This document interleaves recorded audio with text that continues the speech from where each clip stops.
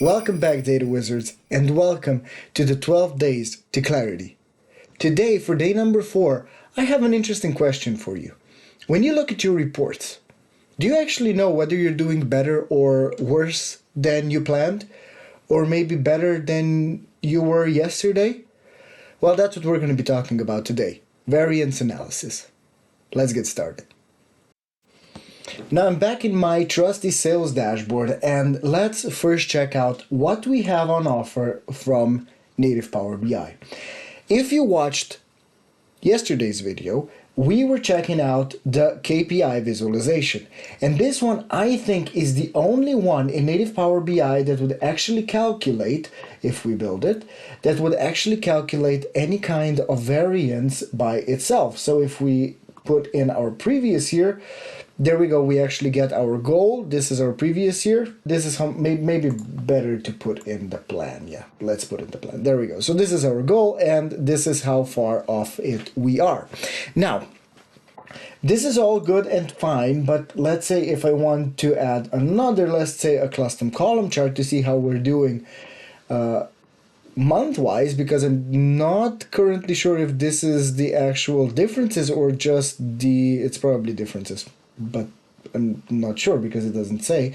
But if I want to see, let's say, this breakdown month-wise, I would build a custom column chart. And we're going to use our actuals on the y-axis. We're going to use our plan also on the y-axis. And on the x-axis, we're going to put our months, just like this. Okay, we have the year set to 2021, so we can get a better look. And, well, we see that something is going on. So, okay, we can't see much, let's be honest. I can't really tell the trend just from looking at this chart. I can see that in some months, well, our plan is higher than in the other months. Our actual is higher, but I would be hard-pressed to really not take 10 minutes to understand exactly what I'm looking for. Well, let's see if we can do things a little bit better. We're going to put the card up here. We're going to make the custom column chart a little bit smaller, and we're going to try to do something better with, well, let's try with Zebra BI charts. Let's add our values to our actuals. Let's add our plan to our plan placeholder, and let's use our months as categories. There we go.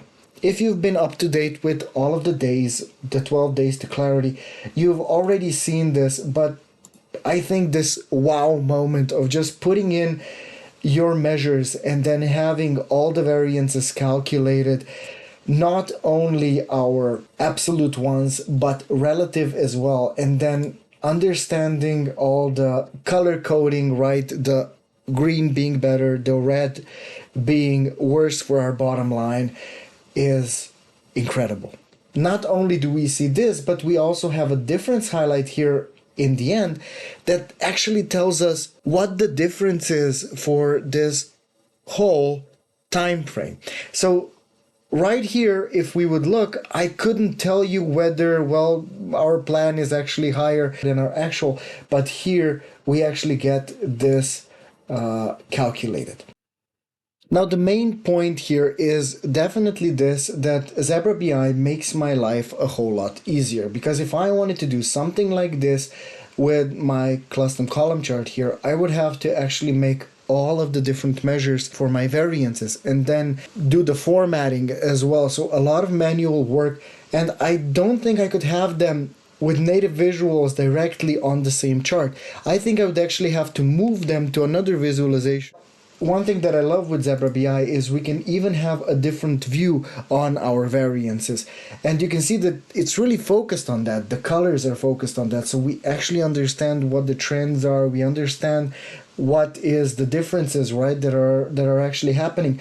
Now, all of these things together will mean that your reporting cycles are going to be a lot faster, because you're not going to have to think about all the differences between all your measures, all the different KPIs. It's just going to work out of the box. You have this standardized variance logic as well, that you don't have to remake every time you make a new visualization. And of course, a more simple data model because of all these calculations that are happening on the visual, and of course, less DAX. So people, BI developers, are going to be able to pick up reports faster and create better, more useful and clearer reports from the start. And variance analysis is really one of those basics that helps you understand any kind of data you really have. So it's not only useful in sales reports, but it's also useful for, let's say, annual comparative statements in Power BI, or working capital reports, or even something as complicated as income statements.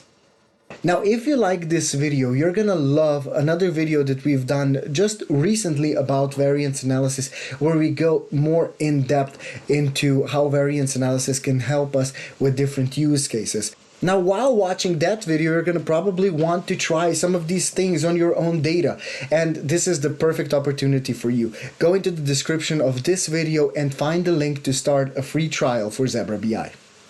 I'd also like to ask you a question. Do you actually use variance analysis? How do you compare your data with native Power BI visuals? And do you get the information that you need from your reports? I'd really like to hear from you in the comments.